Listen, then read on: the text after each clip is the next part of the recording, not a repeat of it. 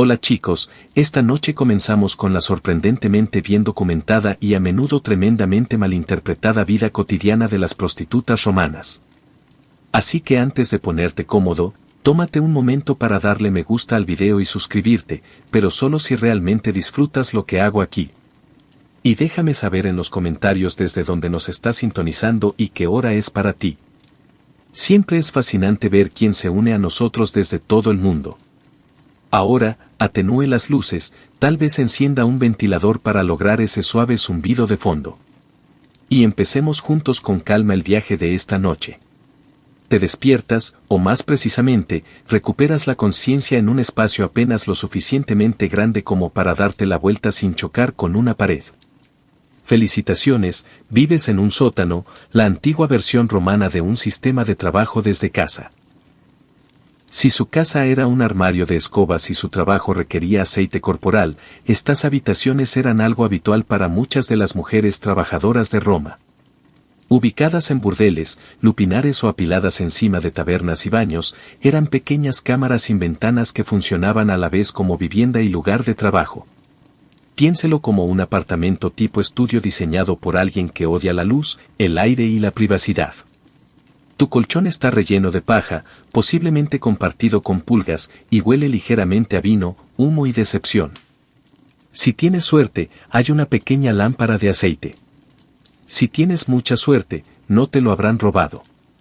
Tus pocas posesiones, un poco de maquillaje barato, un peine y tal vez un espejo de bronce si los tiempos son buenos, son empujados a un rincón como si ellos también estuvieran cansados de estar allí. No hay agua corriente. No hay plomería. Hay un cubo en el que intentas no pensar. Baños. Esa será una actividad grupal más adelante en el baño público más cercano, donde el agua es comunitaria y el contacto visual incómodo es gratuito. Pero no hay tiempo para relajarse porque tu habitación también es tu oficina y el horario comercial es cuando alguien toca o irrumpe o grita a través de la puerta. Sí, la privacidad es un concepto moderno. Aquí en Roma, las paredes son sugerencias y las puertas son decoración. La mayoría de los días comienzan con una limpieza rápida de la habitación. Barre el polvo de ayer, las manchas de vino y las sandalias perdidas que dejaron los visitantes de anoche. Luego viene la preparación. Polvos faciales, colorete y suficiente perfume para considerarlo inflamable. No estás intentando oler bien. Estás intentando oler mejor que el chico que está detrás de ti en la fila. Practicas tu mejor media sonrisa sensual frente al espejo de bronce. No porque funcione, sino porque fingir ayuda. Un cliente una vez te describió como una persona encantadoramente despierta y todavía te sientes feliz por eso. Porque aquí en el sótano cada día empieza igual, apretado, apresurado y lleno solo de la dignidad justa para llegar a la hora del almuerzo. Después de despertarse en su glorioso armario de escobas, es hora de prepararse para otro día de impresionar a los clientes y sobrevivir al juicio público. Pero primero, la higiene, o lo que se consideraba así en la antigua Roma. Por supuesto, no hay baño privado. Ese lujo está reservado para los ricos, e incluso ellos tenían sus reservas sobre ambición. Como chica trabajadora en una ciudad que venera las estatuas de mármol pero acepta las alcantarillas abiertas, tu mejor opción es la fuente pública o los baños públicos más cercanos, dependiendo de tu estado de ánimo y tu umbral para la desnudez incómoda. Si tienes poco tiempo, y seamos sinceros, normalmente es así, te das un enjuague rápido en la fuente comunitaria. Échate un poco de agua en la cara, enjuágate la boca con vino si te apetece y espera que la fuente no haya sido utilizada para limpiar un pollo esa mañana. No hay jabón, pero tal vez tengas un poco de natrón, un polvo limpiador salado que esfolia tu piel y tu autoestima. Si el negocio va lento y las monedas tintinean en su pequeño bolso, puede darse el lujo de visitar los baños públicos. El gran igualador romano. Todos están ahí. Comerciantes, soldados, filósofos y aquel tipo que habla demasiado alto de sus hemorroides. Te desvistes, guardas tus pertenencias en un nicho en el que confías con demasiada facilidad y te adentras en aguas tibias llenas de debates filosóficos flotantes y de uñas de otros pies. Por dentro sudas en la sala de vapor, te raspas con un estridel, una cuchilla curva de metal, y disfrutas un breve momento de ser la persona más limpia de tu calle, un título que dura unos 5 minutos. Después del baño, te secas, te aplicas más perfume e intentas recordar si alguien ya inventó el desodorante. No lo han hecho. Para terminar el look, un poco de polvos a base de tiza, un toque de colorete para las mejillas y los labios y carbón alrededor de los ojos. No para resaltar tu belleza, ni para ocultar el cansancio. Los clientes no quieren ver a la mujer que ya trató con 3 senadores y un marinero antes del mediodía. Quieren misterio, encanto y alguien que no huela a lentejas viejas. Ahora que estás lavado, o al menos convincentemente perfumado, es hora de vestirse. Y aunque la sociedad romana tenía muchas opiniones complicadas sobre la moda, había un atuendo que dejaba las cosas muy claras. La toga femenina. Sí, toga. Esa prenda blanca suelta que normalmente asociamos con senadores, emperadores y fiestas universitarias. Pero aquí está el giro. En Roma, una mujer que vestía una toga no hacía una declaración política. Ella estaba haciendo uno profesional. Era un cartel visual que decía, no soy una matrona respetable y estoy disponible para negociar. Las mujeres romanas correctas usaban el estoler, un vestido largo de capas que decía, mi marido controla mi daui y me voy a la cama a las 9. A las prostitutas, por otro lado, la ley les negaba el estol y se les exigía que llevaran una toga, a menudo corta, de colores brillantes e intencionadamente llamativa. Piense menos en una diosa griega y más en una diosa visible desde el otro lado del foro. El look generalmente se complementaba con joyas baratas, cuentas de bronce o de cristal y quizás algunos pendientes llamativos. El objetivo no era la elegancia. Era visibilidad. Cuando compites con otras 20 mujeres en un radio de 100 metros, la sutileza es un lujo que no te puedes permitir. Calzado, probablemente sandalias sencillas, tal vez incluso descalzo dependiendo de la ubicación y el presupuesto. La comodidad no era una prioridad. Vas a pasar gran parte del día de pie, caminando y, en ocasiones, corriendo para alejarte de un mal cliente o de un moralista demasiado entusiasta. El cabello fue toda una prueba. Las prostitutas romanas a menudo se rizaban y teñían el cabello, a veces usaban pelucas, especialmente rubias importadas de la Galia. El cabello rubio tenía un cierto atractivo exótico en Roma, como un jabón de lujo importado, solo que más vivo. Y no olvidemos los toques finales. Constituir. Polvos pálidos para contrastar con los labios y las mejillas rojas y un delineador grueso de color carbón para resaltar los ojos. O al menos parecer menos falto de sueño. Una vez completamente vestido, parecías obvio, y ese era el objetivo. En una ciudad de 1 millón de habitantes, tu atuendo era tu tarjeta de presentación. Si te hizo parecer audaz, escandaloso y económicamente disponible, entonces felicitaciones. Estabas listo para otro día glorioso de ser juzgado por la sociedad mientras eras financiado activamente por ella. Entonces, estás vestido, pintado, perfumado y, con suerte, no demasiado resacoso. Ahora viene la parte divertida. Generando negocios en una ciudad donde todos quieren sexo, pero fingen estar sorprendidos cuando descubren que está en venta. En la antigua Roma, el marketing no era sutil. No había folletos, ni sitios web, y definitivamente tampoco consultores de marca. Si querías clientes, tenías que ser visto, ser ruidoso o ser inmortalizado en un graffiti. Preferiblemente los 3. Comencemos con la estrategia de ubicación. Si trabajabas en un burdel de Lupinar, tu oficina ya estaba construida para tener visibilidad. Los burdeles a menudo estaban ubicados cerca de baños, mercados o establecimientos de bebidas. En resumen, en cualquier lugar donde la gente pueda estar sudando, aburrida o fácilmente persuadida. Piense en la optimización del tráfico peatonal antiguo. De pie en la puerta con tu mejor atuendo para mirarme, llamarías a los transeúntes con una mezcla de halagos, negociaciones y ofertas urgentes. 2 dinares si eres rápido. Oye, puede que suene desesperado, pero bueno, se vence el alquiler y la chica de al lado acaba de bajar su tarifa a 1. Si trabajabas como autónomo, lo importante era tener visibilidad itinerante.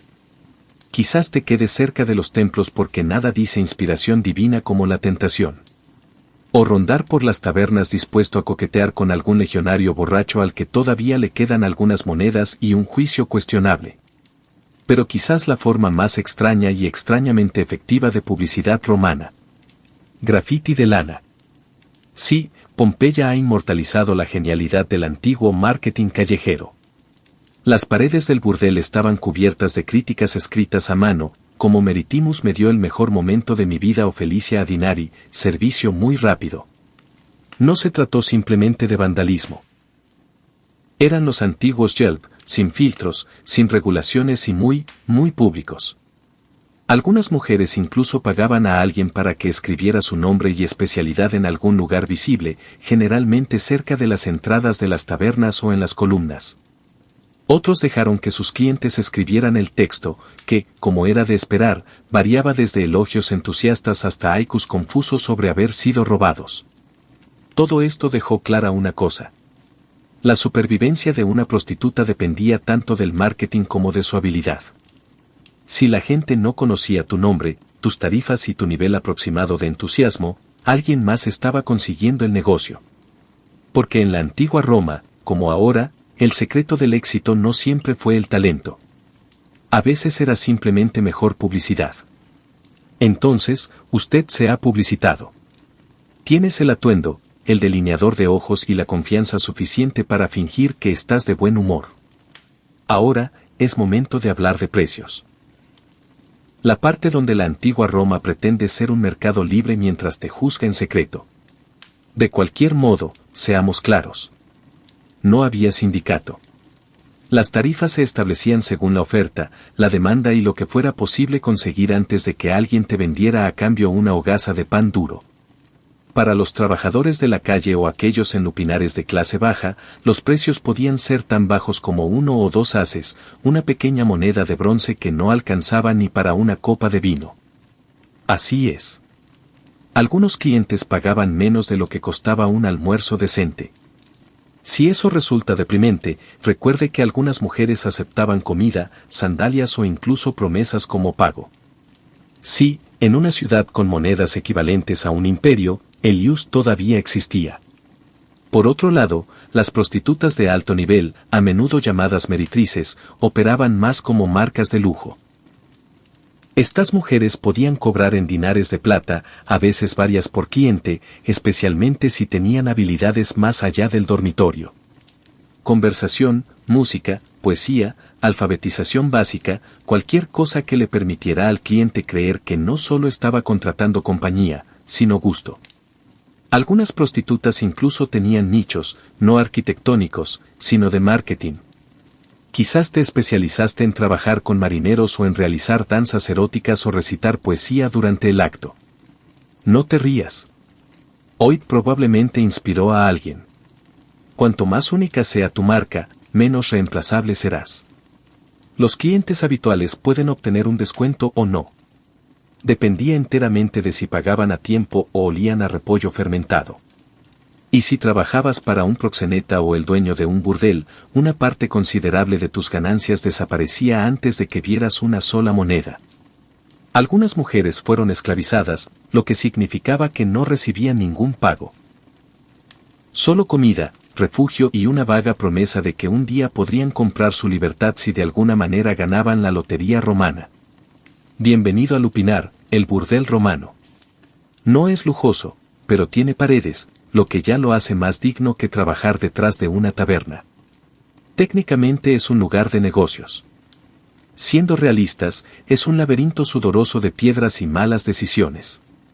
El término lupinar viene de lupe, que significa loba, y que los romanos usaban como jerga para referirse a prostituta. Así es. Tu título de trabajo también fue tu comparación con los animales. No es exactamente empoderador, pero al menos es consistente.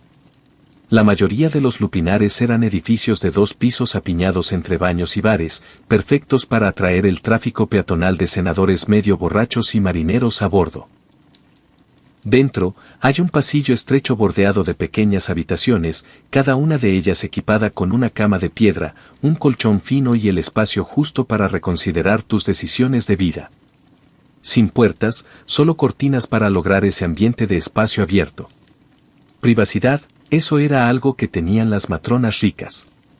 Tienes ropa de cama húmeda y el sonido de alguien roncando a través de la pared de tu cama. No estás solo, por supuesto. Un lupinar apropiado tenía varias mujeres trabajadoras y un parásito encantador conocido como el proxeneta de Leno o la señora de Lena.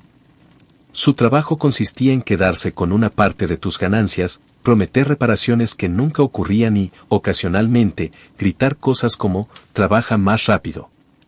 Es importante. Los clientes iban desde adolescentes nerviosos hasta legionarios sudorosos y senadores calvos, afirmando que se trataba simplemente de una visita filosófica. Algunos entraban y salían más rápido que un dinarius caído. Otros intentaron hablar de su poesía, lo que francamente era peor. Durante el tiempo libre, te sentarías cerca de la entrada, dando tu mejor expresión de soy coqueta, pero estoy muerta por dentro, mientras llamas a los peatones que pasan. El marketing se basaba principalmente en el volumen. 2 monedas, especiales hoy.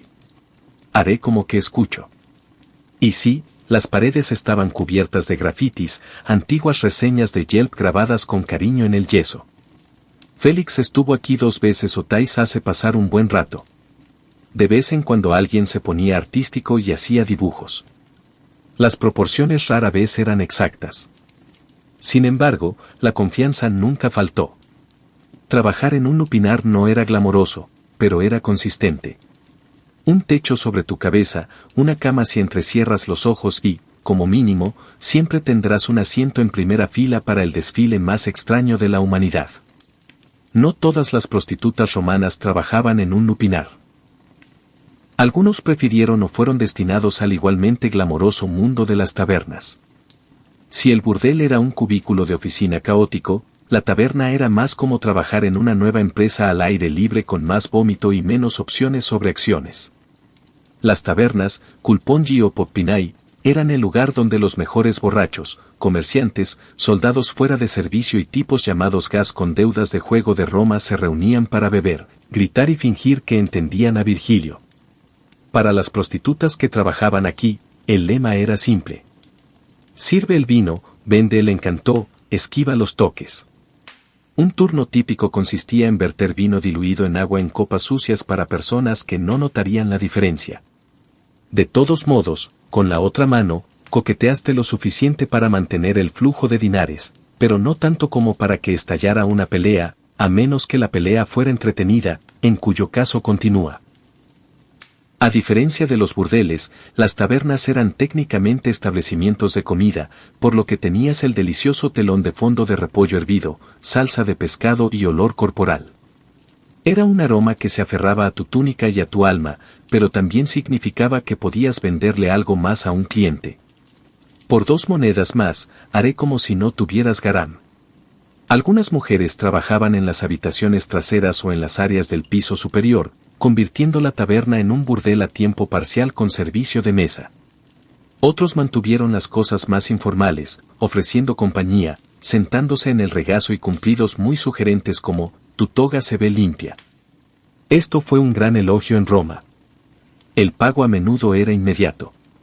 El crédito no existía.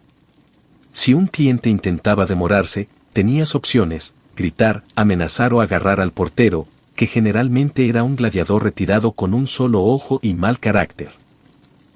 La ventaja era que las tabernas ofrecían más tráfico peatonal y, a veces, mejores propinas. La desventaja es que eras camarera, terapeuta y negociadora de rehenes al mismo tiempo, y nadie daba propina por el trabajo emocional.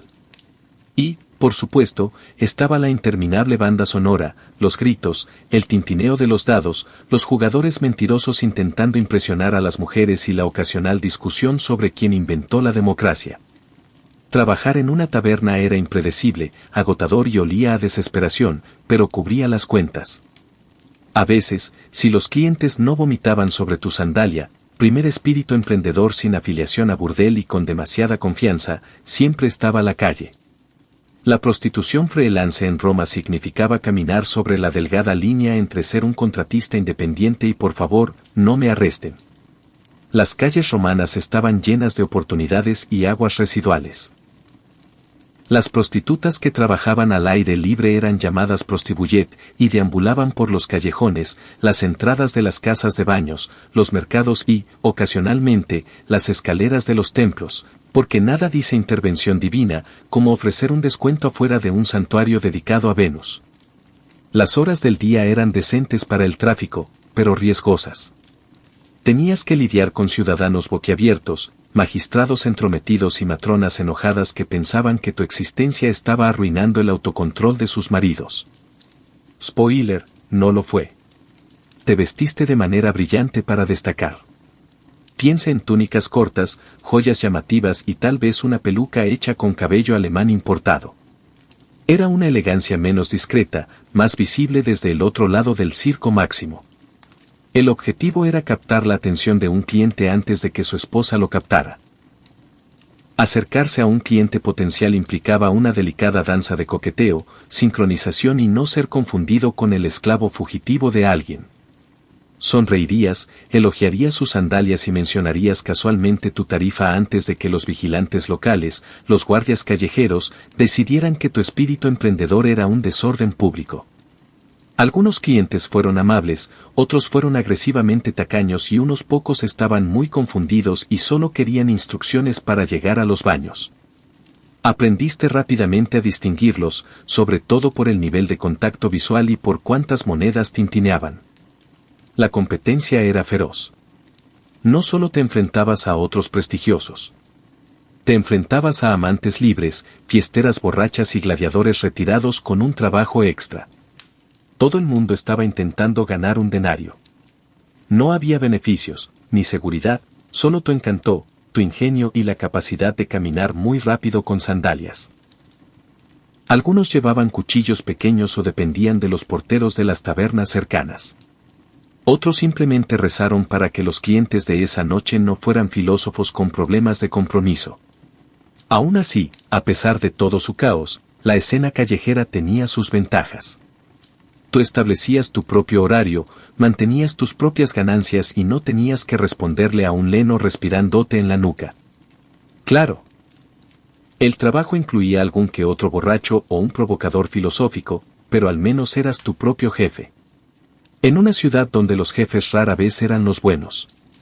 Si pensabas que la vida de una prostituta romana ya era dura, permítenos presentarte a tu cliente menos favorito, el recaudador de impuestos romano. Sí, el Imperio Romano. Ingenieros brillantes, conquistadores del Mediterráneo, campeones de la toga, también inventaron un impuesto específico para las prostitutas. Se llamaba Vectigles Capturous y garantizaba que incluso los encuentros más incómodos contribuyeran a la infraestructura pública de Roma. Felicidades. Sus servicios nocturnos acaban de financiar otro acueducto. El impuesto no era un mero robo de dinero no oficial. Se trataba de un sistema sancionado por el Estado y gestionado por recaudadores profesionales conocidos como publicani, hombres que de alguna manera eran aburridos y aterradores. Llevaban registros detallados, exigían el pago en efectivo y probablemente juzgaban sus elecciones de perfume mientras garabateaban en sus tablillas de cera. Para operar legalmente, las prostitutas tenían que registrarse con los ídolos, el equivalente romano de un inspector de la ciudad con afinidad por el papeleo y la superioridad moral. Al registrarse, usted fue incluido en una lista oficial de trabajadoras sexuales. Piénsalo como si te unieras a un sindicato, excepto que no había beneficios y en lugar de una tarjeta, obtenías una marca, literalmente. Sí, algunas trabajadoras sexuales, especialmente las esclavizadas, fueron marcadas o tatuadas con marcas como Lupe o el nombre de su dueño. Si te preguntas cómo se sienten los clientes al respecto, no te preocupes. La marca no era para ellos. Era para garantizar que no pudieras pretender ser respetable más tarde. Y la tasa impositiva variaba según la ubicación, la clase y si sus clientes eran tristes senadores o gladiadores de descuento. Pero siempre dolía. Se pagaba por acto o por semana dependiendo de la región. Y no hubo deducción por el trabajo emocional, los silencios incómodos o el temor existencial. Negarse a pagar podría resultar en multas, arresto o prohibición de trabajar. Aunque la aplicación de la ley era desigual, especialmente si uno pagaba en negro o sabía cómo coquetear con una hile, para una profesión que ya estaba inmersa en el estigma, este impuesto añadió sal a la herida. Roma estaba básicamente diciendo, desaprobamos su estilo de vida. Además, denos el 10%. Pero bueno, el lado positivo es que al menos puedes decir con orgullo que tu labor estaba ayudando a financiar otro templo. Probablemente dedicado a una diosa que todavía no correspondía a tus oraciones. En Roma, ser prostituta significaba tener permiso legal para existir y permiso social para ser juzgada sin cesar. Sí, la prostitución estaba tolerada por la ley, grabada, regulada e incluso registrada. Pero eso no impidió que cada senador, sacerdote y filósofo de la junta te dijera cuánto te desaprobaban, a menudo mientras se subían la cremallera de sus túnicas. Entra la policía moral. No un escuadrón oficial con porras, sino una vasta red no remunerada de senadores, sacerdotes, matronas y escritores que creían que era su deber divino avergonzarte mientras disfrutaban los frutos de tu trabajo tras puertas cerradas. En la cima de la cadena alimentaria de la hipocresía se encontraba el Senado romano, un grupo de élites envejecidas que creían en preservar la virtud romana, un concepto que típicamente definían como cualquier cosa que no nos pillen haciendo. Muchos de ellos protestaron públicamente contra la decadencia moral mientras mantenían un control discreto de cada burdel, desde el foro hasta el suburbio. Luego estaban los adiles, los verdaderos funcionarios públicos de Roma que hacían cumplir las leyes sobre limpieza, orden y decencia. Su trabajo era regular los burdeles, inspeccionar los establecimientos y, a veces, multar a las mujeres por ser demasiado obvias en su profesión, lo cual, a su vez, legalmente debía ser obvio. No podrías hacerlo sutil aunque lo intentaras. Escritores como Juvenal y Seneca tuvieron su día de campo. Se burlaban de las prostitutas en verso, agrupándolas junto a los comerciantes codiciosos, las mujeres ruidosas y, horror de los horrores, las mujeres que leen libros. Y, sin embargo, estos mismos escritores dieron descripciones vívidas y sospechosamente detalladas de la vida en los burdeles, casi como si hubieran realizado una investigación exhaustiva.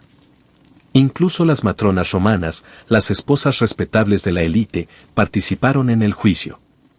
No te hablarían, por supuesto, pero pasarían por tu esquina con una mirada capaz de esterilizar una higuera. Algunas incluso pidieron leyes que prohibieran a las prostitutas llevar joyas o entrar en baños públicos, lo que es una buena noticia teniendo en cuenta que muchos de sus maridos trataban las visitas a los baños como trabajos de medio tiempo. Trabajar como prostituta romana conllevaba ciertos riesgos laborales, a saber, enfermedades, lesiones y cualquier cosa que el marinero de Brundium hubiera dejado atrás. Bienvenido al capítulo de salud y bienestar donde la única receta es la esperanza de sobrevivir. Empecemos con la más importante, las enfermedades venéreas. La antigua Roma no tenía la teoría de los gérmenes, pero sí sabían que algunos hombres te dejaban con algo más que un monedero y un mal poema. Hay textos romanos que describen síntomas que van desde picor persistente hasta caída de cosas que no deberían. El consejo médico, generalmente una mezcla de lavados con vinagre, ungüentos de hierbas y oraciones desesperadas a Venus. El embarazo fue otra preocupación siempre presente. No existía la píldora anticonceptiva, pero había opciones si tenías el coraje y el presupuesto. Las prostitutas utilizaban anticonceptivos naturales como el sulfio, una planta extinta famosa por ser cosechada precisamente por este motivo. Intestinos de animales como condones toscos y tampones de lana empapados en brebajes de hierbas. La eficacia se sitúa entre quizás y el milagro. Si se producía un embarazo, las cosas se complicaban. Algunas mujeres llevaron el embarazo a término y criaron a sus hijos, a menudo dentro del mismo burdel. Otros entregaban a sus bebés a hogares de expósitos o, peor aún, a la calle.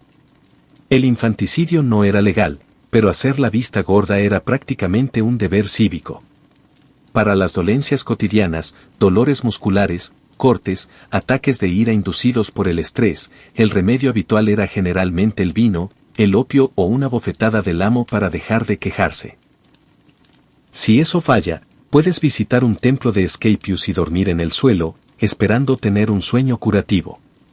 La antigua cultura del bienestar era menos un fin de semana de spa y más una siesta mística con efectos secundarios. Las infecciones eran comunes. La higiene era ambiciosa. No había guantes, ni antisépticos, y absolutamente nadie se lavaba las manos antes de meter los dedos donde no debían estar. Y no olvidemos el costo emocional.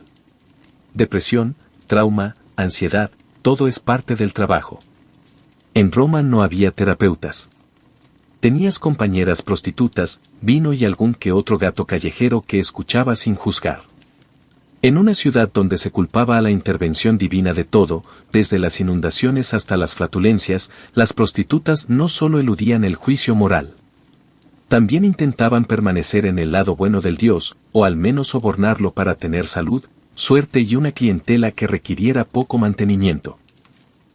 La religión en Roma era un trabajo a tiempo completo y los dioses siempre estaban observando, juzgando y ocasionalmente maldiciendo. Pero el panteón divino tenía algunas deidades que eran, digamos, más indulgentes con su profesión. Primero, estaba Venus, diosa del amor, la belleza y, en general, la mala toma de decisiones. Muchas prostitutas le dedicaron pequeños altares en sus habitaciones. Se hacían ofrendas de flores, perfumes o monedas con la esperanza de atraer riqueza, encanto o, al menos, clientes que no olieran a cabra hervida. Luego vino Fortuna, diosa de la suerte. Teniendo en cuenta lo aleatorio que era su ingreso diario, que iba desde una pulsera de oro hasta 3 uvas mohosas y una promesa, Fortuna era algo muy importante. Uno podría usar un amuleto con su imagen, o murmurar una oración rápida antes de que entrara un cliente con demasiados anillos y sandalias sospechosamente limpias. Pero la religión no era todo brillo y coqueteo.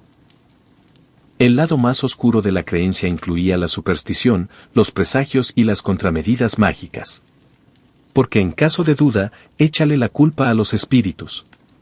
Quemarías incienso para alejar el mal de ojo, te atarías cordones rojos alrededor del tobillo para protegerte o contratarías a una bruja profesional para maldecir la línea del cabello de una prostituta rival. No te rías. Se han encontrado tablillas malditas llamadas de ficciones por todos los distritos de burdeles romanos. Mucha gente lee reseñas como las de la antigua venganza de Yelp. Que se le pudra la lengua. Que se sequen sus clientes. Que tropiece en la calle y aterrice en estiércol de burro. Si fuiste esclavizado, también podrías rezarle a Mercurio, el dios del comercio y las transacciones. Porque seamos honestos, tu vida fue un largo proceso. Y si tenías la suerte de ahorrar para la libertad, Libertus, la diosa de la libertad, conseguía un altar privado y una vela un poco más cara. Todo este esfuerzo espiritual no era solo tradición.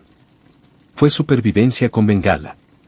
Cuando Roma te dio juicio, enfermedades y senadores rudos, los dioses eran tu departamento de recursos humanos. Mayormente inútil, ocasionalmente útil y siempre aceptando ofrendas. El amor en el mundo romano de la prostitución era complicado. En el mejor de los casos, era una ilusión placentera y, en el peor, un pasivo financiero oculto tras una túnica. Los clientes se enamoraban todo el tiempo o decían que lo habían hecho, generalmente después de 3 copas de vino y medio monólogo sobre su madre. Algunos eran sinceros, otros estaban borrachos y algunos intentaban conseguir un descuento. Pero cariño, yo soy diferente, decían, agarrándote la mano como un poeta trágico. Y tú asentías cortésmente, calculando mentalmente cuánto te debían aún. Algunas trabajadoras correspondían a estos sentimientos, o al menos lo fingían. El trabajo emocional formaba parte del paquete. Sonreía, escuchaba, fingía que su toga no huele a desesperación. Con algunos clientes, incluso podías desarrollar algo real, apego, afecto o simplemente agotamiento mutuo. Pero la mayoría de las veces, el romance era una distracción peligrosa, sobre todo cuando recordabas que Roma te categorizaba legalmente como infame, lo que significaba que no podías casarte legalmente con un ciudadano aunque quisieras. Eso no impedía que la gente lo intentara. Hay historias de prostitutas que se enamoraron de sus clientes habituales, a quienes les prometieron libertad, matrimonio, una casa con jardín, solo para terminar abandonadas en cuanto pasó otra mujer con mejor delineador de ojos. También había clientes que adoraban genuinamente a su compañero favorito, colmándolos de regalos, poemas y, en ocasiones, la verdadera manumisión, el acto legal de liberar. Una esclava. Estas historias existen, pero eran la excepción, no la regla. Entre compañeras prostitutas, los vínculos reales eran más probables. Trabajabas codo con codo, soportabas los mismos insultos, compartías los mismos piojos. Algunas de estas amistades se convertían en hermandades. Otras se convertían en silenciosas parejas románticas ocultas bajo el radar del patriarcado romano, que creía que las mujeres no podían enamorarse de nadie excepto de un hombre con una colección de espadas. Y, por supuesto, te decías mentiras a ti misma de que un día renunciarías. Que tu mejor cliente realmente te llevaría lejos. Que si pudieras ahorrar un poco más, abrirías una perfumería en Austria y nunca mirarías atrás. Quizás no fuera cierto, pero en Roma, todas tenían una fantasía. La tuya simplemente venía con mejor iluminación y menores expectativas. En el mundo romano del trabajo sexual, la belleza era moneda y la juventud era el tipo de cambio. Entonces, ¿qué pasaba cuando el rubor desaparecía? ¿El cliente dejaba de quedarse y tus articulaciones empezaban a sonar más fuerte que tus pendientes? Simple. Envejecías, pero no desaparecías. Algunas mujeres, habiendo ahorrado con cuidado, o milagrosamente, conseguían un cliente con dinero y perseverancia, y conseguían comprar su libertad si eran esclavizados y empezaban de cero. Los más afortunados abrieron tabernas o baños, alquilando habitaciones a la siguiente generación de optimistas desesperados. Otros se convirtieron en madems, len, la versión burdel de la alta dirección. Menos acción, más gritos.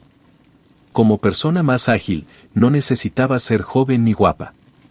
Debía ser aguda, intimidante y manejar amenazas con soltura, incluyendo sandalias y deudas vencidas. Controlabas los horarios, llevabas la contabilidad y te asegurabas de que las cortinas fueran solo ligeramente aterradoras. Los clientes te temían. Los trabajadores fingían respeto. Los edles suspiraban al verte llegar. Otras trabajadoras sexuales jubiladas se dedicaron a la adivinación. Después de todo, cuando has escuchado todas las confesiones y visto cómo cada error se colaba por la puerta, predecir el desastre se convierte en algo natural. Algunos se convirtieron en terapeutas no oficiales, mujeres sabias o herbolarios que ofrecían consejos con toques de sarcasmo y sugerencias médicas ligeramente incorrectas. Pero muchos simplemente seguían trabajando porque Roma no tenía la costumbre de ofrecer pensiones a mujeres que habían pasado 2 décadas vistiendo toga. Las prostitutas mayores aún tenían clientes. Simplemente ajustaron su estrategia de marketing. Menos flor ruborizada, más experimentada, discreta y tolerante con la poesía. La apariencia física importaba, pero también la reputación. Una mujer conocida por su conversación, amabilidad o alucinante. Las lecturas astrológicas podían seguir siendo solicitadas mucho después de su mejor momento. Y para quienes no tenían ahorros, clientes ni golpes de suerte, las opciones no eran amables. Se mendigaba, se limpiaban templos, se trabajaba hasta que las manos se convertían en aceitunas marchitas. A Roma no le importaba cómo envejecieras, solo que lo hicieras en silencio. Pero he aquí la verdad, no tallaban en mármol. Para muchos, la supervivencia en sí misma era el logro. Y si llegabas a la vejez con el ingenio intacto y al menos una sandalia funcional, ya eras una leyenda. Cuando la gente piensa en la antigua Roma, imagina estatuas de mármol, grandes discursos y emperadores con árboles genealógicos cuestionables. Lo que rara vez imaginan, una mujer apoyada en la puerta de un burdel, ajustándose la peluca y calculando mentalmente cuántas monedas necesita para no morirse de hambre la semana siguiente. Las prostitutas romanas no solo trabajaban en la sombra. La historia las ha mantenido ahí, cuidadosamente eliminadas de la narrativa noble, para que los escolares pudieran aprender sobre acueductos sin hacer preguntas incómodas. Sin embargo, estaban por todas partes en grafitis, registros legales, sátiras, poemas, cartas de amor, tablillas de maldiciones y recibos. Sí, recibos de verdad. Eran un elemento fijo de la vida romana cotidiana, incluso cuando la sociedad las trataba como papel pintado moralmente contagioso. Lo que la historia suele equivocarse es la suposición de que estas mujeres eran víctimas impotentes o seductoras moralmente en bancarrota. En realidad, muchas eran astutas, adaptables y, nos atrevemos a decir, mejores en los negocios que la mitad del Senado.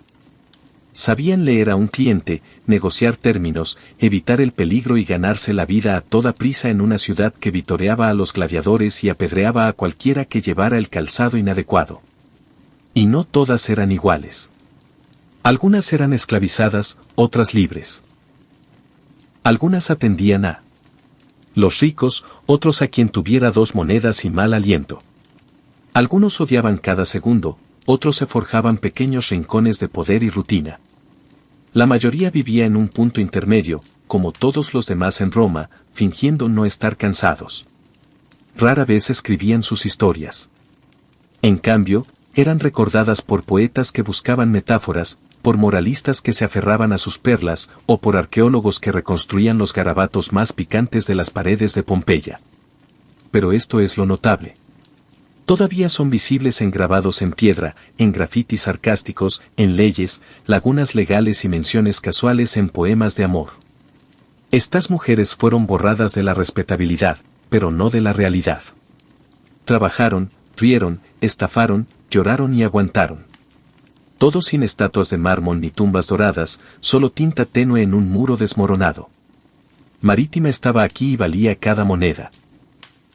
Así que la próxima vez que alguien se explaye sobre la gloria de Roma, recuerden que detrás de cada filósofo con toga había una chica trabajadora que mantenía la economía y el chisme estaba vivo. En el mundo vikingo, la guerra era una presencia constante, y con ella venían heridas, cortes profundos de espada, heridas de hacha, huesos rotos y quemaduras por fuego y escarcha, tanto en el campo de batalla como en la aldea. Era el Ecnear, el sanador, quien atendía a los heridos. Estos individuos eran miembros respetados de la sociedad y combinaban el conocimiento práctico de las hierbas con las tradiciones espirituales de las creencias nórdicas. Entre las hierbas más confiables en la colección de un sanador vikingo estaba la milenrama, también conocida como milofolium. Conocida por su capacidad para detener hemorragias, la milenrama se usaba ampliamente en el norte de Europa. Los curanderos vikingos machacaban las hojas y las aplicaban directamente sobre las heridas, solas o mezcladas con pus. La milenrama actuaba como coagulante, ayudando a detener el flujo sanguíneo y a prevenir infecciones. Se creía que poseía propiedades sagradas, y las leyendas vinculaban su poder con el mismísimo Odín. La preparación de estos remedios era metódica y arraigada en rituales culturales. El sanador podía lavar la herida con agua hervida infusionada con antiséptico. Hierbas, aplicar arveja machacada y vendar firmemente la zona con tiras de lino o piel de animal. En algunos casos, se recitaban cánticos u oraciones durante el proceso, invocando la protección o la sanación de los dioses. La sanación no era solo física, sino también espiritual. Más allá de las heridas del campo de batalla, la arveja también se usaba internamente. Un té elaborado con sus flores y hojas podía reducir la fiebre, aliviar molestias digestivas o aliviar los cólicos menstruales. Era una planta versátil que se podía encontrar creciendo en las tierras vikingas, en campos cerca de ríos o en pequeños huertos mantenidos por las mujeres de la casa. Los curanderos de la sociedad vikinga poseían un profundo conocimiento de su entorno. Sabían qué plantas crecían en qué estaciones, cómo cosecharlas correctamente y cómo conservarlas para su uso durante los largos y oscuros inviernos. El conocimiento se transmitía de generación en generación, a menudo de madre a hija o de anciana a aprendiz. Estas tradiciones combinaban elementos de la ley herbaria germánica con la rica cosmología de la mitología nórdica. En un mundo sin hospitales ni antibióticos modernos, la habilidad del curandero y el poder de las plantas como la milenrama era esencial para la supervivencia y el mantenimiento de la fuerza en una cultura guerrera. Si bien la milenrama trataba hemorragias y heridas superficiales, la batalla de los curanderos vikingos contra las infecciones requería remedios más profundos. Una de las hierbas más veneradas en este sentido era la angélica. La Angélica archangelica, una planta alta y aromática con tallos huecos y ácimos de flores blancas verdosas, prosperaba en los climas fríos de Escandinavia y se consideraba tan valiosa que se cultivaba en los jardines de los monasterios mucho después del fin de la era vikinga. La Angélica ocupó un lugar central en la medicina temprana del norte de Europa, apreciada por sus propiedades medicinales de amplio espectro. Los curanderos vikingos utilizaban la raíz, las hojas y las semillas para preparar diversos tratamientos. Comúnmente, la raíz se secaba y se maceraba en decocciones para combatir infecciones internas. Era conocida por su efecto calmante sobre el cuerpo y se utilizaba para estimular la circulación, depurar la sangre y reducir la inflamación. Las propiedades antisépticas de la Angélica eran vitales para tratar heridas infectadas, especialmente aquellas que habían sido descuidadas o expuestas a la suciedad y la descomposición. Un curandero podía molerla, la raíz se mezclaba con grasa animal o cera de abejas para crear un ungüento y luego se aplicaba sobre heridas supurantes. Ingerida como té o tintura, la Angélica ayudaba a combatir infecciones respiratorias, fiebres y problemas digestivos, dolencias que podían llegar a ser mortales en una época sin antibióticos. Pero el poder de la Angélica se extendía más allá de la curación física. En la cosmología nórdica, se creía que ciertas plantas portaban energía divina. El nombre Angélica, aunque de origen latino, evoca la reverencia espiritual que rodeaba a la planta. En la Europa cristianizada, se decía que había sido revelada por un ángel para curar la peste. Si bien los sistemas de creencias vikingos eran diferentes, también sostenían que algunas plantas eran regalos de los dioses. Es probable que la Angélica, con su fuerte aroma y su imponente apariencia, se asociara con la protección y el poder sagrado. Las mujeres que solían ejercer como herbolarias en el hogar usaban la Angélica para tratar afecciones ginecológicas. Se creía que regulaba los ciclos menstruales y facilitaba el parto, un momento peligroso y sagrado en la sociedad nórdica. Debido a su reputación como purificadora, la Angélica también se utilizaba en rituales de humo para purificar hogares y proteger. Aliviar la enfermedad en tiempos de enfermedad. En todas las comunidades vikingas, desde granjas remotas hasta pueblos comerciales costeros, la Angélica era una piedra angular de la medicina natural. Su eficacia y peso simbólico la convertían en una aliada de confianza en la búsqueda del sanador por preservar la vida en un mundo duro e impredecible. Con la llegada de la primavera al mundo vikingo, traía consigo uno de los remedios más vitales para la fiebre y la fatiga, la savia de abedul. El abedul, extendido por toda Escandinavia, era más que una simple fuente de madera. Era una farmacia viviente. Los vikingos sangraban el árbol a principios de la primavera, recolectando la savia clara y ligeramente dulce que brotaba de las raíces para nutrir las hojas nuevas. Esta práctica estacional requería habilidad y sincronización. Como la savia solo podía cosecharse durante un corto periodo antes de que el árbol despertara por completo, los curanderos usaban la savia de abedul como tónico para quienes se debilitaban por largos inviernos, enfermedades o fiebres persistentes. Se servía fresca o fermentada en una bebida ligeramente alcohólica conocida por sus propiedades revitalizantes. Rico en minerales, electrolitos y azúcares naturales, el abedul. La savia ayudaba a rehidratar el cuerpo y a recuperar la energía perdida, especialmente tras el agotamiento causado por enfermedades o ayunos prolongados. En una época sin una ciencia nutricional formal, los curanderos vikingos reconocían el poder restaurador de este don de la naturaleza. En casos de fiebre, los curanderos solían combinar la savia de abedul con infusiones de hierbas refrescantes como la flor de la pradera o la flor de saúco. Esta suave combinación ayudaba a bajar la temperatura corporal a la vez que nutría al paciente. En casos más graves, la savia podía mezclarse con hierbas amargas como el ajenjo para purgar el cuerpo de lo que se creía que eran humores dañinos. La lógica era simple: limpiar, restaurar y reequilibrar. Más allá de sus usos internos, el abedul también desempeñaba un papel en tratamientos externos. La corteza, al hervirse, producía una sustancia parecida al alquitrán con propiedades antisépticas. Se utilizaba para tratar infecciones de la piel, quemaduras leves y picaduras. Las hojas de abedul también se utilizaban en picuses y baños de vapor para eliminar toxinas del cuerpo, a menudo acompañadas de oraciones o rituales para armonizar lo físico con lo espiritual. Simbólicamente, el abedul representaba renovación y pureza. A menudo era el primer árbol en crecer tras la tala o el incendio de un terreno, y esta cualidad regenerativa lo convertía en sagrado tanto en las tradiciones germánicas como en las nórdicas. El uso de su savia en la curación reflejaba esta creencia, devolviendo la vitalidad a los enfermos y ofreciendo la promesa de recuperación tras las dificultades. En la práctica curativa, la savia de abedul era un tesoro estacional, un elixir claro y vivificante que marcaba el cambio de año y la persistencia de la salud en una tierra fría y a menudo despiadada. En la medicina herbal vikinga, el enebro era venerado por sus poderosas propiedades purificadoras, tanto físicas como espirituales. Creciendo abundantemente en los suelos rocosos de Escandinavia, los arbustos de enebro, con sus agujas espinosas y bayas aromáticas, se encontraban entre las herramientas más confiables en el repertorio de un curandero. Ya sea quemado, hervido o en infusión, el enebro se utilizaba para purificar el cuerpo, el aire e incluso el espíritu. Las bayas de enebro se usaban comúnmente como diurético y remedio para las infecciones del tracto urinario.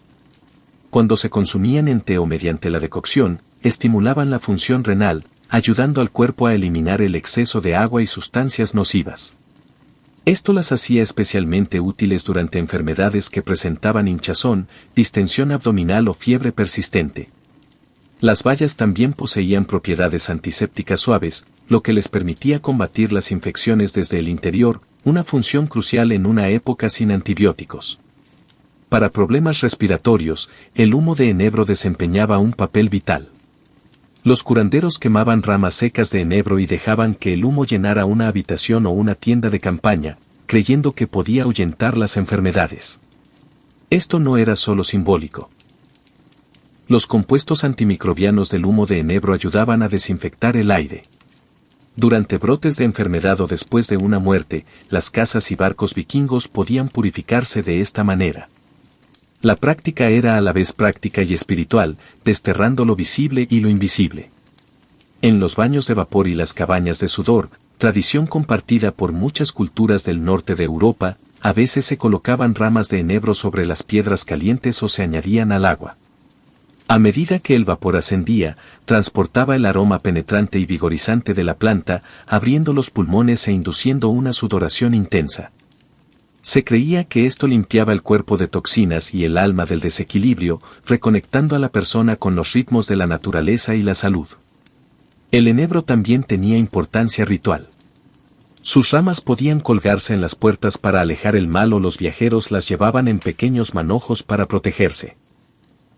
Su fuerte fragancia terrosa simbolizaba la resiliencia y su presencia en la curación era un recordatorio de que la purificación tenía que ver tanto con las fuerzas invisibles como con las dolencias físicas. Para los curanderos vikingos, el enebro no era simplemente un remedio. Era un símbolo de renovación y defensa, una planta guardiana que se interponía entre el frágil cuerpo humano y las fuerzas caóticas del mundo. Sus afiladas agujas y potentes bayas les ayudaban a mantener a raya la enfermedad, con una bocanada de humo o un sorbo de té a la vez.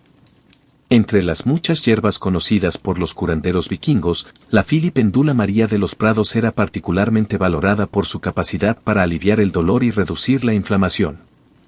Encontrada en prados húmedos y a lo largo de las orillas de los ríos, esta fragante planta con flores de color blanco cremoso era un elemento básico en la medicina herbaria germánica y nórdica temprana. Aunque carecían de la moderna. En terminología, los curanderos vikingos reconocían que algunas plantas tenían el poder de bajar la fiebre, aliviar el malestar y ayudar al cuerpo a recuperarse con mayor suavidad. La hierba de prado se usaba a menudo para tratar dolores de cabeza, dolores articulares y problemas digestivos. Las flores y las hojas se secaban y se preparaban en infusiones que se administraban a pacientes con fiebre o dolores generales. Estas dolencias eran comunes en un clima riguroso donde el trabajo físico y la exposición eran parte de la vida diaria. Los efectos calmantes de la hierba la convertían en un remedio esencial durante la enfermedad y la recuperación. Sin que los vikingos lo supieran, la hierba de prado contiene compuestos similares al ácido salicílico, la base de la aspirina moderna. Esta capacidad analgésica natural explica por qué era tan efectiva y se usaba con frecuencia. Los curanderos desconocían la química, pero sí conocían los resultados. Menos fiebre, menor hinchazón y alivio del malestar. Estos beneficios eran especialmente importantes durante los meses de invierno, cuando los resfriados, el dolor articular y las infecciones respiratorias eran comunes. Para problemas digestivos, la hierba de prado se consideraba un tratamiento suave para las náuseas, la acidez y los calambres estomacales. Sus propiedades calmantes ayudaban a asentar el estómago y a veces se combinaba con otras hierbas, como la manzanilla o la menta, si estaban disponibles, para crear un tratamiento más amplio. El dulce aroma de la planta también la convertía en un complemento reconfortante para los rituales de curación, que a menudo combinaban lo sensorial con lo medicinal. El papel de la pradera no se limitaba a la curación física. Su presencia delicada, casi etérea, la vinculaba con los ciclos naturales de crecimiento y decadencia, vida y muerte. Como con muchos remedios vikingos, su uso pudo haber incluido gestos simbólicos como depositar sus flores cerca de los enfermos o incluirla en los ritos funerarios para facilitar el viaje al más allá. Algunas sagas y tradiciones populares posteriores se refieren a las hierbas aromáticas como regalos de los dioses o espíritus de la tierra. En una cultura que respetaba la fuerza pero comprendía la necesidad de la curación, la pradera era una aliada silenciosa pero poderosa. Ayudaba a los guerreros a descansar, permitía a los niños recuperarse y brindaba consuelo a los ancianos en sus últimos años. Para el curandero, era una de las herramientas más suaves y confiables en su cuidado. La Artemisa, Artemisia vulgaris, ocupaba un lugar especial en la práctica del curandero vikingo. No solo como medicinal hierba, pero también como herramienta espiritual. Conocida en el norte de Europa por su aroma amargo y sus hojas plateadas, la Artemisa era considerada una de las plantas más sagradas de la tradición germánica. Para las sociedades vikingas, donde la curación nunca era solo física, la Artemisa servía de puente entre el cuerpo, la mente y el mundo invisible. Médicamente, la Artemisa se utilizaba para tratar una amplia gama de dolencias. Ayudaba con problemas digestivos, irregularidades menstruales y fatiga. El té elaborado con sus hojas se utilizaba para aliviar los calambres estomacales, estimular el apetito y fortalecer el hígado. Las mujeres vikingas, en particular, dependían de la Artemisa para regular sus ciclos menstruales y ayudar en el parto. En un mundo sin parteras ni obstetricia formal, el conocimiento del curandero sobre estas hierbas era vital para la supervivencia durante el embarazo y el parto. La Artemisa también tenía poderosas propiedades nervinas, lo que significa que calmaba el sistema nervioso. Para los guerreros que experimentaban inquietud o pesadillas, se creía que el té o el humo de Artemisa restauraban el equilibrio interior y protegían la mente. El sueño, que a menudo se veía perturbado después de una batalla o la enfermedad se puede revertir quemando Artemisa seca cerca de la cama o colocándola debajo de la almohada. No se trataba de una simple superstición. Muchas hierbas aromáticas tienen efectos sedimentarios leves. Pero más allá de sus usos medicinales, la Artemisa estaba fuertemente vinculada a los rituales y la magia. Las curanderas vikingas y las mujeres sabias, a menudo denominadas velour o sikanure, utilizaban mugbart en ceremonias para invocar sueños, protección o visiones. A veces se quemaba durante las escrituras de Sidra, la forma nórdica de magia de trance y profecía. Se creía que el humo que se elevaba transportaba oraciones a los dioses o alejaba a los espíritus dañinos. Los curanderos también pueden utilizar la Artemisa durante las ceremonias del solsticio, los cambios de estación o en momentos de angustia emocional. Se podía colgar un manojo de Artemisa sobre la puerta para protegerla, llevarlo en una bolsa durante un viaje o colocarlo sobre el cuerpo durante rituales de curación. Su olor amargo y su fuerte energía la convirtieron en una planta de umbrales utilizada cuando el cuerpo o el alma estaban en transición. Para el curandero vikingo, la Artemisa era más que una planta. Era un antiguo aliado, que se encontraba en la intersección de la medicina y la magia, guiando a los enfermos no solo hacia la recuperación física, sino hacia el realineamiento espiritual con el mundo y los dioses. Entre los remedios más prácticos y poderosos de la colección de los curanderos vikingos estaba el ajo, Allium sativ. Aunque no es originario de Escandinavia, el ajo se ha comercializado desde hace mucho tiempo en toda Europa y es posible que haya llegado al mundo vikingo a través del contacto temprano con las islas británicas, los territorios francos y los mercados orientales. Su fuerte aroma y sus potentes cualidades medicinales lo convirtieron en una parte esencial de la medicina nórdica temprana, especialmente para infecciones, parásitos y protección contra enfermedades. Las propiedades antibacterianas y antifúngicas del ajo eran bien conocidas, aunque no se entendían científicamente. Los curanderos vikingos utilizaban ajo machacado en especias para limpiar heridas y evitar que se supuraran. Particularmente importante para lesiones sufridas durante la batalla o el viaje. Cuando se aplica directamente sobre cortes, el ajo puede matar microbios dañinos y reducir la inflamación. Aunque doloroso, este tratamiento fue eficaz para prevenir infecciones más profundas en una época en la que incluso las heridas menores podían volverse mortales. Internamente, el ajo se solía consumir crudo, machacado en pastas o preparado en infusiones fuertes. Se creía que fortalecía el sistema inmunológico, purificaba la sangre y calentaba el cuerpo durante la enfermedad. En los duros inviernos del norte, cuando los resfriados, las fiebres y las toses eran comunes, el ajo servía como un valioso tónico. A veces se combinaba con miel, otro agente antimicrobiano, para hacer que su fuerte sabor fuera más agradable y potenciar su efecto curativo. El ajo también se utilizaba para tratar parásitos, especialmente gusanos intestinales, que eran comunes debido a las malas condiciones sanitarias y al contacto frecuente con el ganado. Se administraba una mezcla de ajo y vinagre en pequeñas dosis para depurar el cuerpo. Su naturaleza picante lo convirtió en un poderoso agente limpiador y su asociación con la vitalidad le dio un peso simbólico en las tradiciones curativas nórdicas. Más allá del cuerpo, se creía que el ajo repele los malos espíritus y las fuerzas malévolas. Los curanderos o miembros del hogar pueden colgar ajos trenzados cerca de las puertas o en las áreas de dormir, no solo para alejar enfermedades, sino para protegerse de peligros invisibles, especialmente en tiempos de enfermedad, guerra o parto. Servía tanto como remedio físico como protección espiritual para los guerreros vikingos. El ajo no solo era un remedio sino una forma de defensa diaria. Se cree que algunos lo consumían como parte de la preparación antes de sus incursiones o viajes, considerando su fuerza y su fuego como un escudo dentro del cuerpo. De esta manera, el ajo se erigió como símbolo de resistencia, de lucha contra las infecciones, de energizar a los débiles y de anclarse en el cuerpo en un mundo peligroso y en constante cambio.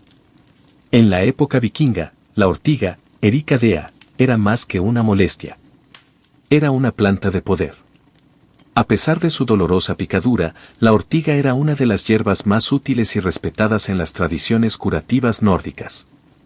Crecía abundantemente en prados, bordes de bosques y cerca de asentamientos, lo que lo hacía fácilmente accesible tanto para curanderos como para hogares.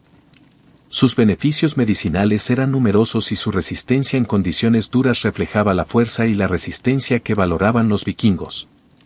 La ortiga se utilizaba principalmente para tratar afecciones relacionadas con la sangre y la vitalidad.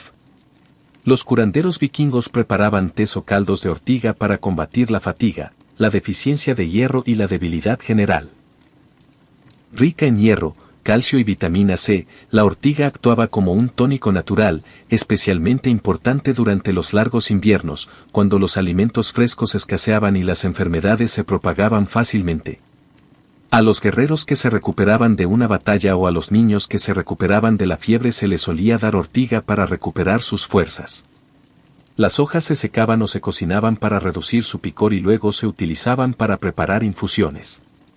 Se creía que estas bebidas purificaban la sangre, favorecían la circulación y estimulaban al cuerpo a deshacerse de sustancias nocivas. La ortiga también tenía un ligero efecto diurético, lo que la hacía útil para tratar la retención de líquidos y el dolor en las articulaciones, problemas comunes entre los trabajadores y los miembros mayores de la comunidad. En tratamientos externos, la ortiga se utilizaba a veces de formas sorprendentes. La práctica de la verticación, golpeando las extremidades doloridas con tallos frescos de ortiga, se utilizaba para estimular la circulación y aliviar la artritis o la rigidez muscular. Aunque era doloroso, se creía que devolvía el calor y la vida a las zonas frías o rígidas del cuerpo. Este método, aunque inusual para los estándares modernos, tenía sus raíces en generaciones de observación y creencia en las propiedades vigorizantes de la planta. La ortiga también cumplió funciones prácticas más allá de la medicina. Sus fibras se utilizaban para fabricar cuerdas, redes de pesca e incluso telas, especialmente en épocas en las que el lino o la lana escaseaban. Esta doble utilidad, nutrir el cuerpo y apoyar la vida diaria, hizo de la ortiga una parte profundamente integrada en la cultura vikinga. Simbólicamente, la ortiga era una planta de resiliencia. Prosperó en suelos removidos y regresó año tras año, sin importar con qué frecuencia se lo podó. En la sociedad nórdica, donde la supervivencia requería tanto fuerza como adaptación, la ortiga encarnaba esos valores. Para el curandero, era un recordatorio de que incluso las plantas más dolorosas podían brindar curación y que el poder a menudo provenía de lo que al principio parecía dañino. La medicina herbal vikinga nunca fue escrita en textos formales durante esa época. En cambio, vivía en la palabra hablada, en los cánticos que se transmitían de madre a hija, en los gestos compartidos entre mujeres sabias y en el trabajo silencioso de los curand. Eros que combinaban tradición, observación y creencia. Estas prácticas formaron un cuerpo de conocimiento profundamente arraigado tanto en el entorno natural como en la cosmología nórdica. En el mundo vikingo, tratar las enfermedades no era solo curar el cuerpo, sino restablecer el equilibrio de la persona, el hogar y los hilos invisibles que los conectaban con los dioses. Los curanderos en la sociedad vikinga trabajaban con lo que la tierra les proporcionaba. Sabían qué hierbas recoger en primavera, qué raíces secar en otoño y cómo conservar las plantas medicinales durante los largos meses de invierno. Milenrama, angélica, abedul, enebro, hierba de los prados, verruga de artemisa, ajo y ortiga. Cada uno tenía un papel específico, pero todos eran parte de un sistema más amplio de comprensión del cuerpo en armonía con la naturaleza. Los tratamientos eran físicos, sí, pero también simbólicos. La enfermedad puede ser vista como una alteración del destino, un desafío de los dioses o un desequilibrio entre los mundos visible e invisible. Las mujeres desempeñaron un papel central en el mantenimiento y transmisión de este conocimiento. En las casas largas y en las granjas, las curanderas supervisaban el cuidado de las familias y las comunidades. Algunos asumieron roles más especializados, como los velors, videntes que combinaban la curación con la profecía, a menudo convocados durante las crisis. Su trabajo a menudo incluía hierbas sagradas, rituales espirituales y apelaciones a fuerzas divinas como el frío, el aire o Freya. La curación no era solo un deber. Fue un acto de conexión entre la vida mortal y el mundo mítico. Con la difusión del cristianismo y la decadencia del paganismo nórdico, gran parte de esta tradición oral se desvaneció o fue absorbida por nuevos marcos religiosos. Los monasterios adoptaron y preservaron algunas de las hierbas y técnicas, mientras que otras desaparecieron o quedaron enredadas en la superstición y el miedo. Pero todavía hoy se pueden encontrar ecos de la medicina herbal vikinga en la curación popular escandinava, en la herbolaria moderna y en el renovado interés en el conocimiento de las plantas ancestrales. El legado de los curanderos vikingos no reside solo en las hierbas que utilizaban, sino en la visión del mundo que preservaron, que la naturaleza tiene poder, que la curación es tanto física como espiritual y que la sabiduría a menudo reside en las manos de quienes escuchan la tierra. John de Arbar nació en el invierno de 1412 en el pueblo rural de Domy, una tranquila aldea del noreste de Francia situada cerca de la frontera con Borgoña. En aquella época, Francia estaba dividida por la guerra y los disturbios civiles. La guerra de los 100 años entre Inglaterra y Francia ya se prolongaba desde hacía décadas, y el norte de Francia estaba atrapado en el fuego cruzado. Joan nació en medio de esta turbulencia. La hija de Jacques d'Arc e Isabelle Geroun, devotos campesinos que criaron a sus hijos en la fe católica romana. Su familia vivía modestamente. Poseían una pequeña parcela de tierra, algunos animales y dependían de la agricultura para sobrevivir. A Juana no le enseñaron a leer ni a escribir como a la mayoría de las niñas de su clase, pero era conocida por su arduo trabajo y su profunda devoción religiosa desde temprana edad. Pasó gran parte de su infancia ayudando en la casa, cuidando ovejas y asistiendo a la iglesia. Su mundo era humilde y estaba lleno de fe. Las voces que más tarde afirmaría haber oído llegarían a alguien que ya pasaba horas en oración y contemplación. Douai en sí era una zona disputada. Aunque técnicamente era leal a la corona francesa, limitaba con territorio vendiano, una facción aliada con los ingleses. La amenaza de violencia era constante. Ocasionalmente, las incursiones de las fuerzas anglo-vegandianas arrasaban la región, destruyendo cultivos y quemando casas. Juana habría crecido con historias de heroísmo y derrota, de santos y guerreros, de reyes y traidores. Sus primeros años estuvieron marcados por la inestabilidad, el miedo y el anhelo de paz. A pesar del miedo que se cernía sobre Francia, la infancia de Juana no estuvo exenta de comunidad. Era muy querida en el pueblo y sus vecinos la describían como amable, piadosa e inusualmente seria para su edad. A menudo rezaba en una capilla cercana dedicada a la Virgen María, donde más tarde afirmaría que comenzó su misión divina. Estos años sentaron las bases espirituales y emocionales de lo que vendría. Su fe, su lealtad al rey y su sentido de propósito no se formaron en la corte real, sino en los campos y capillas de su pueblo. De orígenes tan humildes, nadie podría haber imaginado que esta campesina, analfabeta, desconocida y apenas una adolescente, un día estaría ante reyes, lideraría ejércitos y desafiaría el poder de los imperios. A la edad de 13 años, la vida de Jonavar cambió para siempre. Más tarde testificó que en el verano de 1425, mientras estaba sola en el jardín de su padre, experimentó una visión, acompañada de una voz que parecía venir de más allá de este mundo. Al principio, ella tenía miedo. La voz, rodeada de una luz deslumbrante, fue acompañada por la aparición de figuras que ella identificó como San Miguel, Santa Catalina y Santa Margarita, 3 santos poderosos en la tradición católica. Estas visiones continuarían creciendo en intensidad y claridad con el tiempo. El mensaje fue claro pero extraordinario. Ella fue elegida por Dios para ayudar a salvar a Francia. Más específicamente, su misión divina era expulsar a los ingleses del territorio francés y asegurar la coronación de Carlos V de Francia como legítimo rey de Francia. Fue una revelación asombrosa para una joven campesina sin experiencia militar, sin educación formal y sin posición social. Al principio Joan no se lo contó a nadie.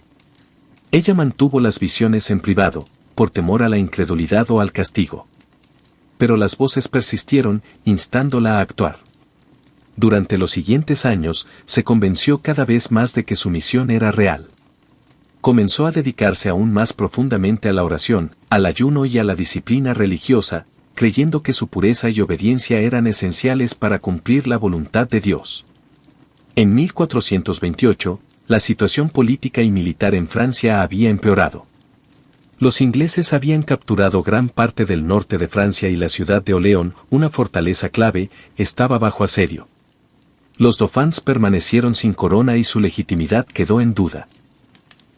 Joan, que ahora tiene 16 años, creyó que había llegado el momento de actuar.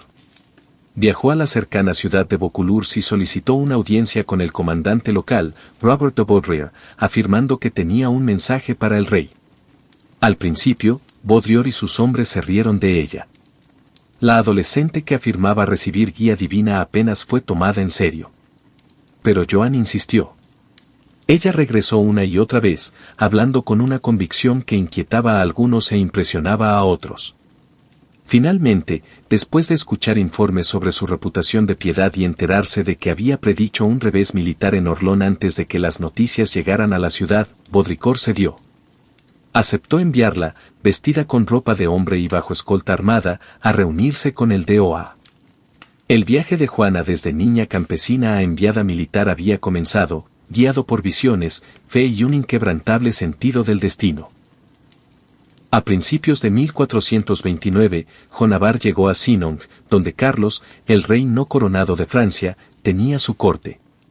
El viaje había sido largo y peligroso. Viajó más de 300 millas a través de territorio enemigo, vestida de hombre para evitar la atención y los asaltos. Cuando finalmente se presentó ante la corte real, fue recibida con escepticismo y curiosidad. Charles, inseguro de sus motivos y receloso de cualquier engaño, decidió ponerla a prueba. Para empezar, se disfrazó de civil y se escondió entre sus cortesanos.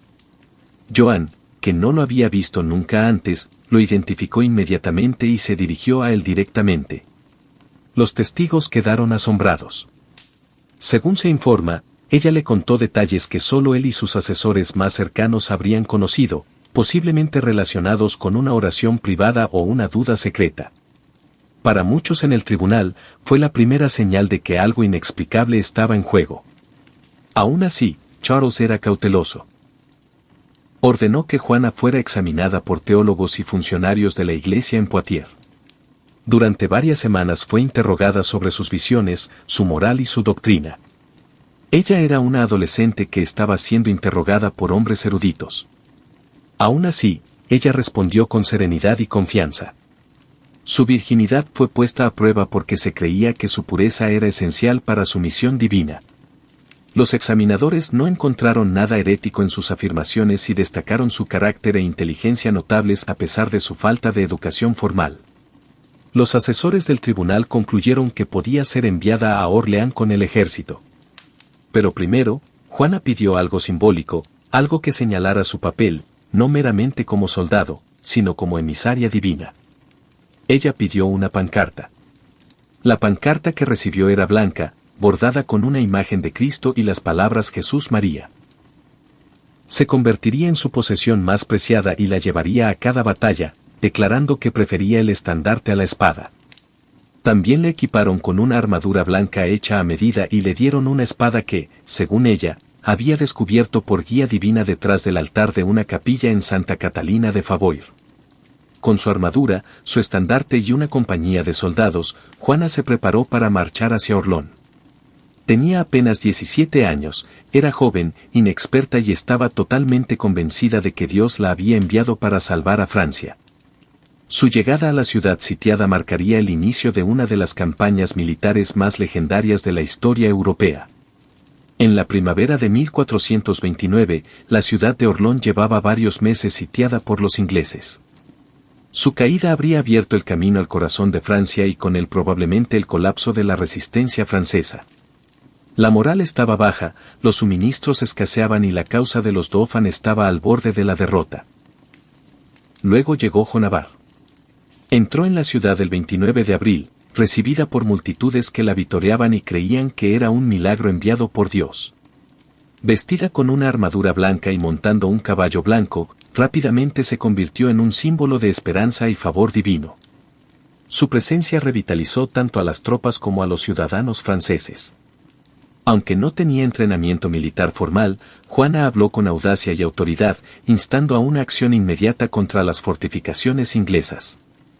Los comandantes franceses, inicialmente reticentes a recibir órdenes de una adolescente campesina, pronto se sintieron atraídos por su convicción.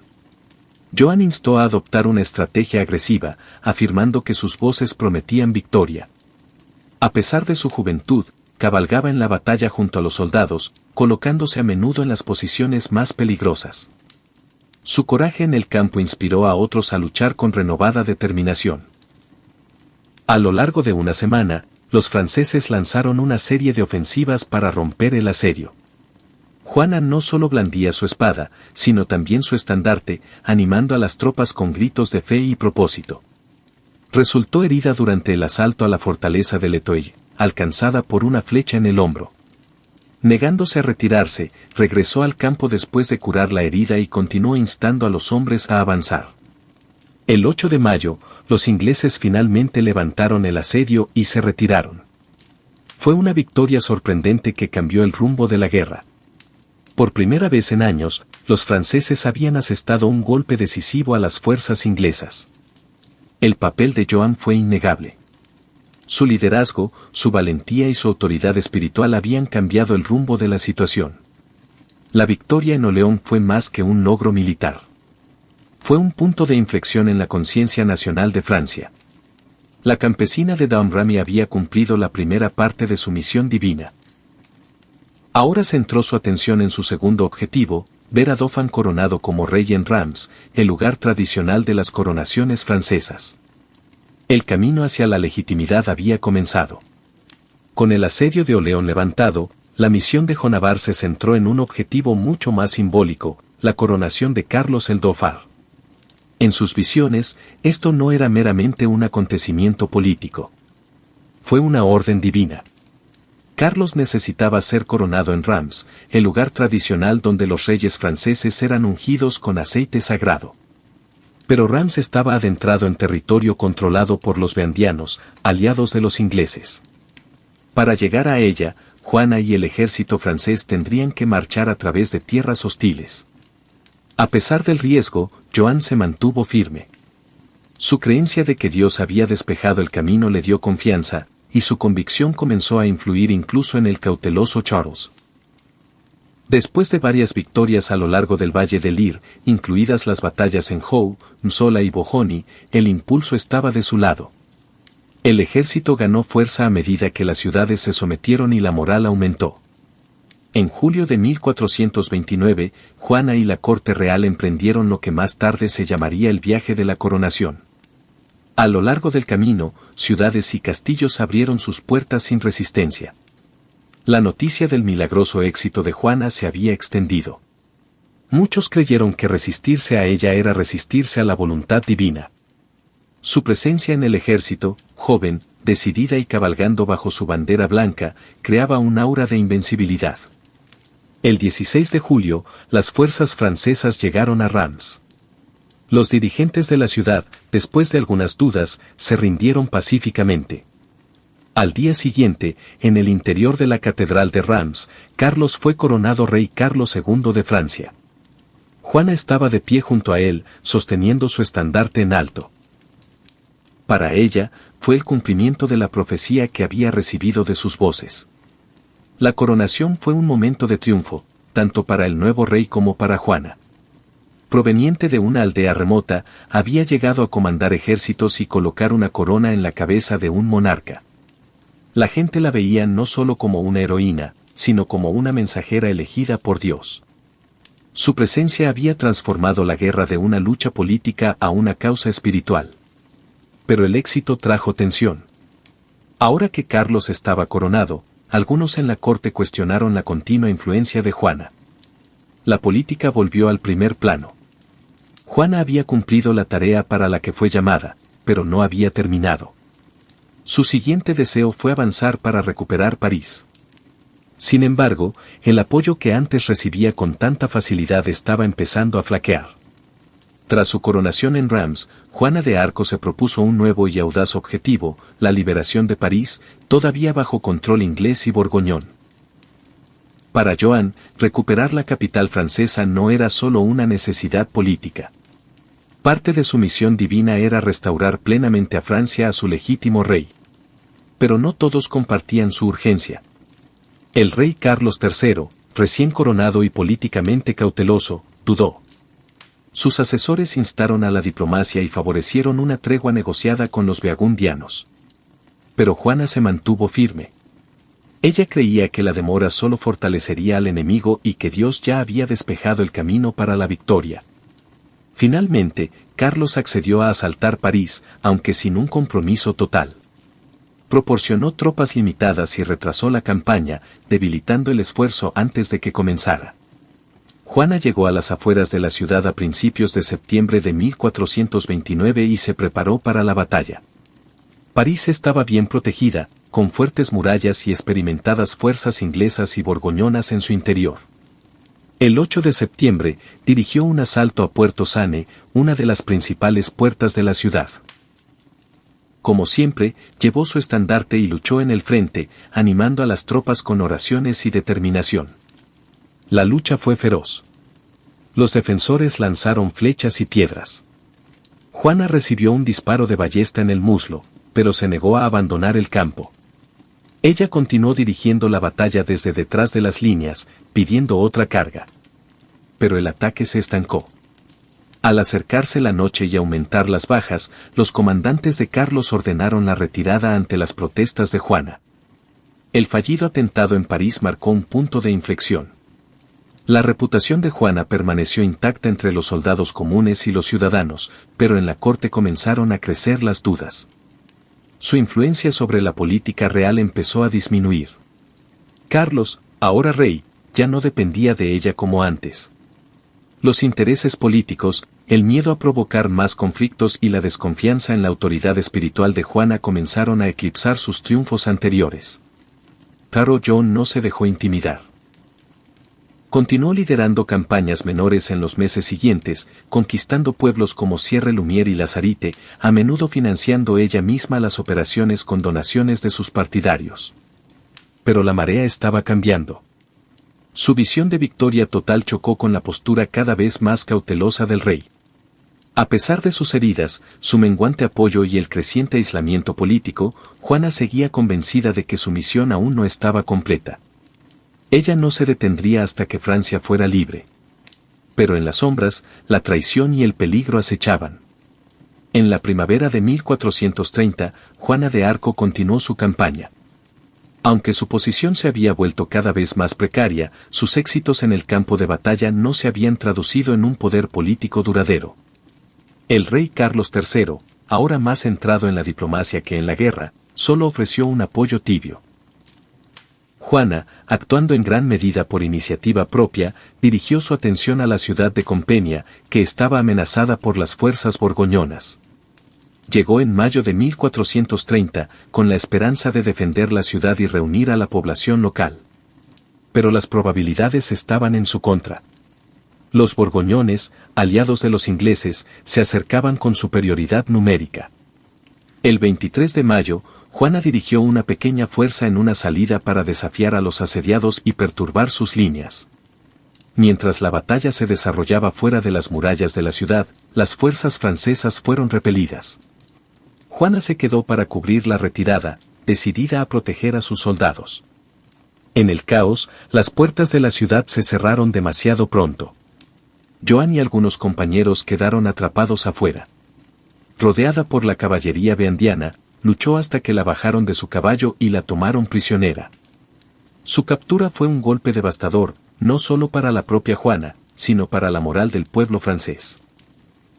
La muchacha que una vez había levantado el asedio de Orleán y coronado a un rey ahora se encontraba prisionera. Los beandianos retuvieron a Juana durante meses, tratándola más como un premio político que como una cautiva común. Finalmente fue vendida a los ingleses por una gran suma, un acto que confirmó su condición de amenaza para su causa.